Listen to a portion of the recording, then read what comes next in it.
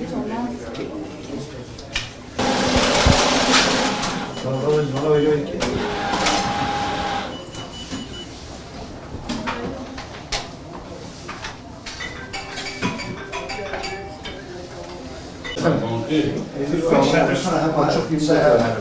Çok 45 civarı geliyor. 45 civarı geliyor. Tabii 5685 büyütüyoruz size. 이제 할 경우 현재 그렇게 안 써요. 이게 바이어스 기었어. 바이어스. Hocam buna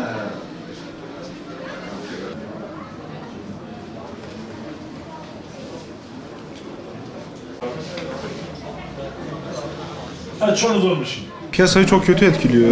Vatandaşı da mağdur ediyor, biz de mağdur ediyor.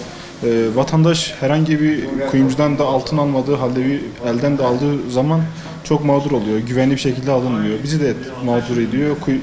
Normal vatandaşlar da mağdur ediyor bayağı. Piyasada şimdi kuyumcuların güvenli bir şekilde altın satışını da çok etkiliyor. Hani yok sahte para gibi anlaşılmıyor. Bu tabii ki geçmişten günümüze kadar mihenk taşı dediğimiz bir taşla anlaşılıyor. Tabii yeni nesil teknoloji ürünleriyle daha güzel anlaşılıyor. İstiyorsanız size bir deneyle göstereyim.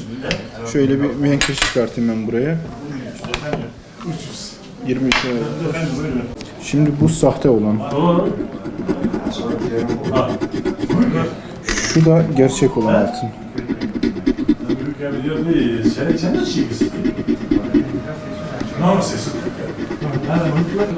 Sahte olanın rengi gidecek.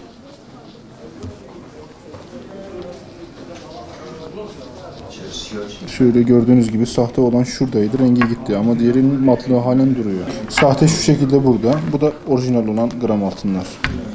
İlk bakışta genellikle görüntüsünden ve sertliğinden anlıyoruz bunları. 22 ayarın şöyle bunu böyle kırmaya çalıştığım zaman sert bir şekilde demir gibi kırılmıyor.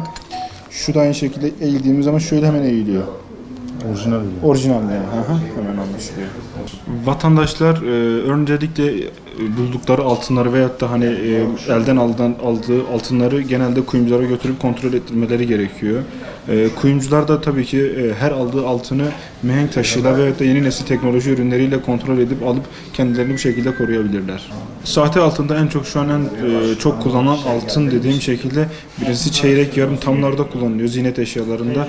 İkincisi de gram altın yeni çıkan paketli ürünlerde çok sahte ile karşılaşıyoruz. Bunları da pakette olduğu için çok fazla anlaşılması mümkün değil.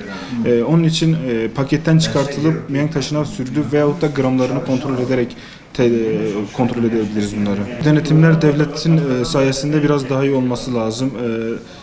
Şimdi denetimlerin şu an sıkı bir şekilde olduğunu pek fazla düşünmüyorum. Çünkü çok fazla sahte var piyasada. Tabii ki devletimiz elinden geleni yapıyor her şekilde.